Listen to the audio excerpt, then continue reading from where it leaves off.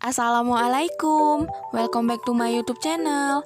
Sebelum masuk ke videonya, klik tombol subscribe dan lonceng agar dapat notifikasi video berikutnya. Sebelum masuk ke videonya, perkenalkan, saya Arifatul Aini Asnawi, NIM 0801193353 dari kelas 10 IKM semester 3, mata kuliah Biomedik 3, dengan dosen pengampu Ibu Halimatus Sa'diah Lubis, STR Cap MKM. Saya mahasiswi Fakultas Kesehatan Masyarakat Universitas Islam Negeri Sumatera Utara. Pada video kali ini, saya akan membahas tentang diabetes mellitus. Nah, untuk penjelasan lebih jelasnya, simak video berikut ya. Nah, apa itu diabetes? Kira-kira ada yang tahu nggak? Menurut WHO tahun 2016, diabetes mellitus adalah suatu penyakit kronis di mana organ pankreas tidak memproduksi cukup insulin atau ketika tubuh tidak efektif dalam menggunakannya. Selanjutnya, klasifikasi diabetes. Yang pertama, diabetes mellitus tipe 1. Hasil dari kehancuran sel beta pankreas biasanya menyebabkan defisiensi insulin yang absolut atau tubuh tidak menghasilkan insulin. Penyebab dari diabetes ini belum diketahui secara pasti, tetapi tanda dan gejala diabetes tipe ini adalah kencing terus-menerus. Yang kedua, diabetes mellitus tipe 2. Diabetes mellitus tipe 2 ini merupakan tipe diabetes yang paling banyak dialami oleh seseorang di dunia dan paling sering disebabkan oleh karena berat badan berlebih dan aktivitas fisik yang kurang. Yang ketiga, diabetes tipe spesifik lain. Diabetes tipe ini biasanya terjadi karena adanya gangguan genetik pada fungsi sel beta, gangguan genetik pada kerja insulin, penyakit eksokrin pankreas, dan dipicu oleh obat atau bahan kimia seperti pengobatan HIV/AIDS atau setelah transplantasi organ. Yang keempat, gestasional diabetes. Diabetes tipe ini terjadi peningkatan kadar gula darah atau hiperglikemia selama kehamilan dengan nilai kadar gula darah normal, tetapi di bawah dari nilai diagnosis diabetes mellitus pada umumnya. Selanjutnya, tanda dan gejala diabetes mellitus. Yang pertama, sering merasa haus atau lapar, luka diabetes sulit sembuh, pandangan kabur, berat badan turun tiba-tiba, sering buang air kecil, terkadang terjadi setiap jam. Nah, bagaimana cara diagnosis diabetes mellitus? Menurut ADA tahun 2015 menyatakan bahwa diagnosis DM dapat dilakukan dengan melihat manifestasi berupa gejala DM seperti poliuria, polidipsia, polifagia, penurunan berat badan tanpa sebab, ditambah dengan kadar glukosa darah sewaktu lebih besar 200 mg per dl atau kadar glukosa darah puasa lebih besar 126 mg per dl atau kadar glukosa darah 2 jam setelah dilakukan tes toleransi glukosa oral 75 gram glukosa yang dilarutkan, makan lebih besar 200 mg per dl. Pemeriksaan dilakukan minimal 2 kali dengan cara yang sama. Adapun penyebab diabetes yang pertama, kondisi autoimun. Kondisi autoimun yang menyebabkan diabetes mellitus terjadi ketika sistem kekebalan tubuh Anda menyerang dan menghancurkan sel-sel pankreas yang bertugas menghasilkan hormon insulin. Yang kedua, resistensi insulin. Kencing manis terjadi karena lemak, hati, dan sel-sel otot di tubuh tidak merespon insulin dengan benar. Dalam dunia medis, kondisi ini disebut dengan resistensi insulin. Selanjutnya, kira-kira siapa saja ya yang beresiko terkena diabetes mellitus? Adapun faktor resiko yang pertama, riwayat penyakit keluarga, terkena infeksi virus tertentu, adanya kerusakan sel sistem kekebalan tubuh, kekurangan vitamin D, obesitas alias kegemukan, malas gerak, prediabetes, memiliki riwayat penyakit PCOS.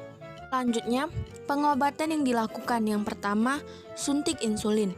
Ketika Anda mengalami diabetes tipe 1, sistem kekebalan tubuh akan menyerang sel yang memproduksi insulin sehingga kadar insulin yang dihasilkan tubuh berkurang. Maka dari itu, dokter biasanya akan meresepkan suntikan insulin. Yang kedua, obat-obatan. Orang yang mengalami penyakit kencing manis umumnya tidak mampu menggunakan insulin yang ada sebagai mestinya. Tak semua orang dengan penyakit gula memerlukan obat.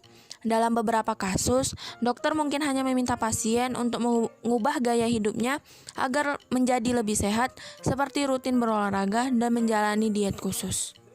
Yang ketiga, menjalani pola hidup sehat. Jika Anda mengalami diabetes tipe 2, pengobatan utama yang biasa dianjurkan dokter adalah mengubah pola hidup. Perubahan gaya hidup ini biasanya meliputi pola makan sehat dan olahraga secara teratur.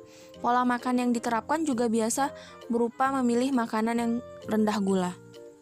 Selanjutnya, cara pengobatan rumahan. Yang pertama, mengkonsumsi karbohidrat kompleks, mengganti gula Anda dengan pemanis rendah kalori, memperbanyak konsumsi sayur-sayuran hijau, berolahraga minimal 3 kali seminggu, aktif bergerak, rajin cek dan mencatat kadar gula darah.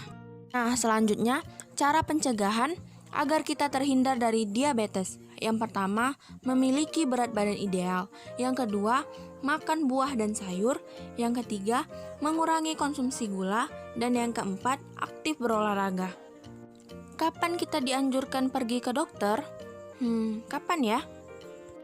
Kebanyakan orang seringkali tidak menyadari terkena penyakit diabetes mellitus sampai gula darahnya sudah terlanjur melonjak naik dan menyebabkan berbagai gejala yang berat. Itu sebabnya, jika Anda telah mengalami gejala yang telah dipaparkan tadi atau memiliki kecurigaan tertentu, jangan ragu dan jangan bimbang untuk berkonsultasi dengan dokter. Selanjutnya, mitos dan fakta tentang diabetes. Nah, simak ya mitos dan fakta yang beredar di masyarakat. Yang pertama, mitos, diabetes bukan masalah yang besar. Faktanya, jika dibiarkan tidak diperiksa, diabetes dapat menyebabkan komplikasi serius dan menyebabkan kematian lebih cepat dari seharusnya. Diabetes adalah salah satu dari 8 penyakit utama yang mengakibatkan kematian pada orang dewasa.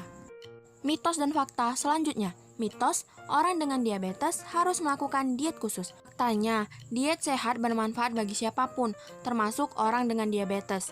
Pola makan sehat harus mengandung biji-bijian, sayuran, dan buah, menghindari lemak trans, dan membatasi lemak larus dan karbohidrat olahan termasuk gula.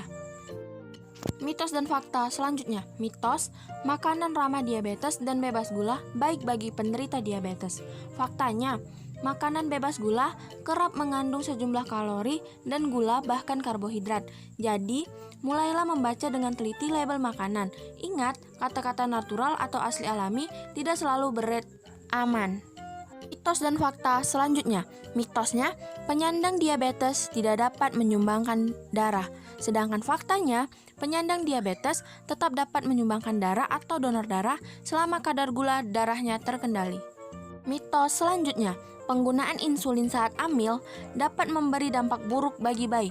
Faktanya, insulin tidak memberi dampak buruk pada bayi, malah kadar gula yang tinggi bisa memberi dampak buruk pada bayi. Hanya sedikit sekali insulin yang memasuki plasenta, sehingga aman digunakan untuk mengendalikan kadar gula darah selama kehamilan karena pola makan dan olahraga saja tidak cukup. Mitos dan fakta terakhir, perempuan penyandang diabetes sebaiknya tidak hamil. Faktanya, dengan kontrol atau pengendalian gula darah yang baik, perempuan yang penyandang diabetes tetap dapat mengandung dan melahirkan bayi yang sehat. Sehat itu bukan suatu kemewahan, sehat itu murah, tetapi menjadi mahal ketika sehat telah berubah menjadi sakit. Terima kasih udah nonton, mohon maaf jika ada salah penyampaian materi, semoga akan lebih baik ke depannya. See you next video, bye-bye!